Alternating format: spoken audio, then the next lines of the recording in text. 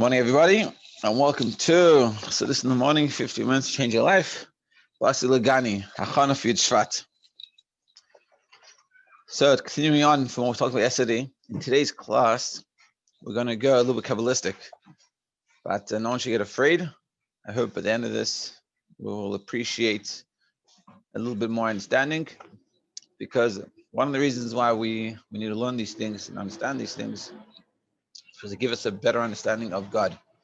Because you can say Hashem, and it means Hashem. It's one, so to speak, one circle, and that's all that exists. But Chassidus talks about different levels in Elikus, in godliness, which gives you an appreciation. It's like, so to speak, saying a car versus discussing all the parts of the car. They're all part of the car, but it gives you a better understanding, better appreciation for the car. So too, when we talk about God and godliness, Elikus, we could just say there's Elikus and there's godliness. But when we discuss different levels and we understand different levels, it gives us more of an appreciation. Just like if you say someone doesn't know much about a car, I say, this is a car, and it goes, okay, yep, I trust you, makes sense. But if you learn about how a car runs, or you become, so to speak, a mechanic, or in our terminology, a maskil and Chassidus, you really understand it, your whole appreciation for the car is totally different. And when you talk about a car, you can misbrain on it, you can think about it, you can meditate on it, and you can appreciate all, like everything. You look at another car, a different car, and you hear the engine. You go to a mechanic, he just listens to the engine, and like he can tell what's going on. So too with us, the more we understand these Kabbalistic terms, appreciate what they mean, the more of an appreciation we have for what we're doing in regards to Torah mitzvahs and our whole service and the whole Basi LeGani concept of Dibur Tachtonim and doing things for God and having that relationship. Yeah. So we ended off. So yesterday we talked about the concept of iskafia and ishapcha, that we subdue and transform. We take self-control and we take control of our lives. And we make sure the things that we shouldn't be doing, we don't do. And we appreciate it because in order to connect ourselves, we do it in order to connect ourselves to God, and also to push away the concealment of the world, which is the klippah. And this hapcha is transforms those negative things into positive things, which is a very high level that we can all do. We can all do these levels. One of the reasons someone asked me that what's the big deal about this. So I reminded myself that in the beginning, when I started to understand Chassidus, so before I understood Chassidus, I thought iskafia is for these holy Chassidim and men of Futafas did iskafia. I don't do iskafia. I'm not shaykh. I'm too grub. I'm too much of I'm too coarse. And then when I started to understand iskafia, it doesn't mean like this crazy level, but it's like for all of us. So I used to get into arguments with people because they thought I was crazy. They probably still think I'm crazy. But once you understand that iskafia is something that you can do within you, so then it all makes a very big difference. So that's what we're talking about, iskafia. That we have to do iskafia, that's hapcha. Hashem put us in the world, makes for him a sanctuary, which make a Beis Hamikdash, a mishkan within ourselves. That how do we do that? We bring out karbanos, so to speak. We do iskafia, this hapcha. We're going to discuss more about this and what does it actually achieve. Page 4 on the top. This then is the meaning of the above quoted verse, and they should make for me a sanctuary, and I should dwell within them, within each individual Jew. The individual brings about this revelation of a divine presence within his personal sanctuary through his divine service of sifting and refining materiality. And we do it, we make the world more of a place for God to exist through sifting and refining materiality, by subordinating and transforming, by skaf and ishapcha. His physical nature, in this spirit it is written, when the Sitra Achra, literally the other side, the cosmic force opposing holiness, the Sitra Achra, the other side of Kedusha, is subdued, you do iskafia, you subdue it, the glory of Hashem rises thereby and is diffused throughout all the worlds. So when you do iskafia, you cause that the glory of Hashem be brought up and brought out in this world. Not just in this world, in all worlds. And now we're going to discuss what this means. Hold on to your horses. When the phrase throughout all worlds, he's going to discuss in simple and short outside, he's going to discuss there's two levels. And a lot of us have thought, I think I've learned it, and here you'll learn it again, and hopefully it'll click. So you have Cervical almin and mal almin. How God surrounds the worlds, not physically, but it permeates the worlds equally. It's like radio waves, so to speak. That radio waves, they go through everything. They're not tailored to specific things. They're not tailored to this wall or this light. It just radio waves. It goes everywhere. So you have godliness, which is sort of like the sun shining its light. It just goes everywhere.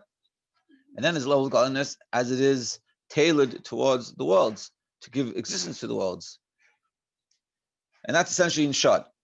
And each world, so when you talk about the light that goes to each world, it's tailored, it's called Mamalika Almin, so each world gets differently.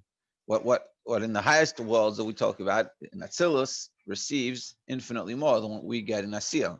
Atzilus, and we'll discuss, is much greater, much closer to God, much more sensitive to God than us.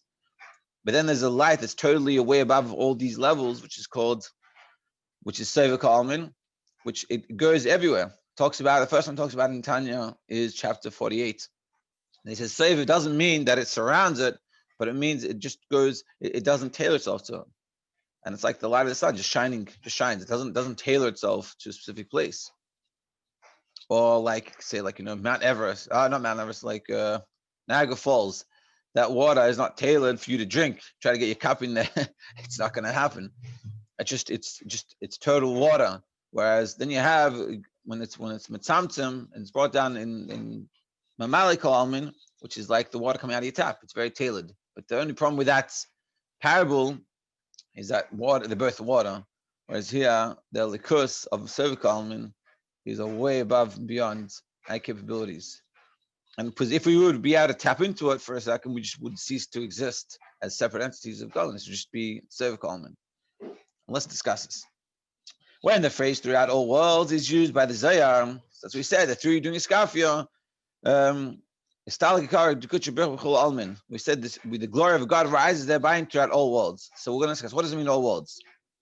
So in the phrase throughout all worlds is used, it intends to describe the level of divine light that is diffused equally in all worlds, i.e. the transcendent order of divine illumination in the Kabbalah is called cervical almin. So what happens when you do iskafia? Think about this, and this is a meditation we can have when we wake up in the morning or before we're going to do something. Realize if you have that self-control, if you decide to make the right decision, and you say, you know what, I should really go learn something. I should really be nicer to the person. I shouldn't say that lashon hara. That's one of the examples Tanya gives. I shouldn't say that lashon hara. I shouldn't eat that. I should eat something healthy for breakfast or for lunch, for dinner. And you're like, whatever, it's so hard. You say, if I do that, I cause divine light to spread itself out throughout all worlds. What divine light? The divine light of Shevat Kalman. Not the light that tailors itself for different levels, but the light that's way above everything. And we're going to discuss what this means. The light of Shevat Kalman is unique. The spiritual world exists at various levels. In the higher realms, the divine light shines forth in overt revelation. In the higher worlds, you have light that goes more revealed. While in the lower realms, the revelation not as apparent. At certain levels, the light is even hidden and obscured. In our world, the light of godliness, the ability to have a sense perception of godliness, we can't even, it's so difficult. The message refers to the very levels in its comment on the verse. This is different levels of different worlds. Af yada yisada aretz v'mini tipcha shamayim. My hands established the earth, and my right hand has spanned the heavens. It declares, he stretched out his right hand, and he created the heavens, the right hand the heavens, and he stretched out his left hand and created the earth. As is known, the right hand signifies a greater light and more overt revelation than does the left. And the right hand created the heavens, signifying the highest spiritual realms, where the divine light is both more intense and more revealed. The left hand, by contrast, created the earth, signifying a lower spiritual realm, where the divine light is both less intense and more concealed. So it says he created the heavens with the right hand and the earth with the left hand. The heavens is a reference to higher spiritual worlds, that are higher meaning, more sensitive to godliness. And the earth is with the left hand. Left is, more gvura, that's more concealed. It's the world, our world, which is very confusing, concealed from godliness. You don't see apparent godliness. As people have that discussion, the fact that we have this discussion, why do bad things happen to good people? It shows how concealed godliness is in this world. In the higher world, it's more refined. Godliness is more apparent. Things are more obvious, more clear.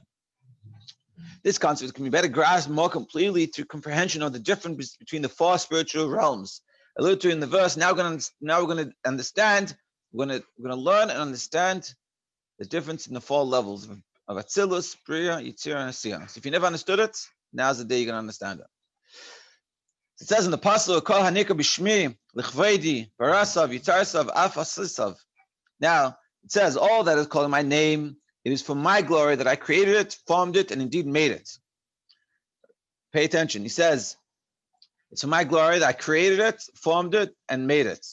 These words allude in descending order to the four worlds, i.e. to the four stage of creative process, Atzilus, Bria, Yitzir, and Asiyah. So now we're going to understand Atzilus. The manner of illumination in Atzilus differs that from the other worlds, three worlds. For in Atzilus, the divine energy which has been concealed becomes revealed, significantly the root Eitzel from the Hebrew word Atzilus has two very different meanings. One is next to, Eitzel, like next to, and two is separate. On the one hand, Atzilus is separate enough from its source to be categorized as a world. On the other hand, it never ceases to be one of the infinite worlds of the Ein Sof. So you have Atzilus. Atzilus is a dichotomy in a certain sense. But Atzilus was the point where God said, let's create something separated from me. But it's not separated the way we think separation, separated in the fact that there's a world. There's a world. It's not just godliness. Now, that world, it's called Atzilus. What is the world? What's in it? There's no cups, plates, there's no sun, moon. It's all spiritual. And the world is godliness. It's all godliness. But it's already a descent because it's a world with godliness, not just godliness straight. It's a godliness with a world. So that's why Atzilus has this dichotomy. On one hand, it's called Atzilus, which means Eitzel, which means it's close to God, close to Ein Sof. But it has this connotation of separateness, which is that it's not just godliness, it's a world with godliness. But for us, that's Atzilus. It's Moshe Rabbeinu, he was in the Neshama of Atzilus. He's in the Neshama of Atzilus, which is showing how high of a level this is. Now it's Atzilus. This is not in the case with Bria. Bria means create. There we see the beginning of seeming independent existence. At Bria, it's not just a world of godliness, but a world with a separate existence. That it's not just, it feels that it's separated from godliness. The creation of something from nothing, which is something comes into existence. The Atzilus is a world, it is a world, but the whole world is Elikus. In Bria, it's a world, but it's not just Elikus. There's something else but godliness. In the above quoted verse, the phrase, my name and my glory signifies, so he said, because Kol Hanika Bishmi L'chvedi, my name and my glory, signifies a state of being that is still at one with its divine source. It does refer to the word of Atzilus. One, it says, my name, Nikra Bishmi L'chvedi, my name, my glory, is still me, which means it's still godliness. And that's Atzilus, which is still integrally united with its source. A world in which the divine light shines forth in outer revelation. And that's where the outer revelation is, and that's Atzilus. Now let's understand Bria better. The divine revelation in the other three worlds is very different, inasmuch as they are all creations, and hence perceive themselves as having an identity distinct from that of their source. Bria, Yitzir, and Asiyah, these levels have a feeling of something separated from their source. Atzilus doesn't feel separated.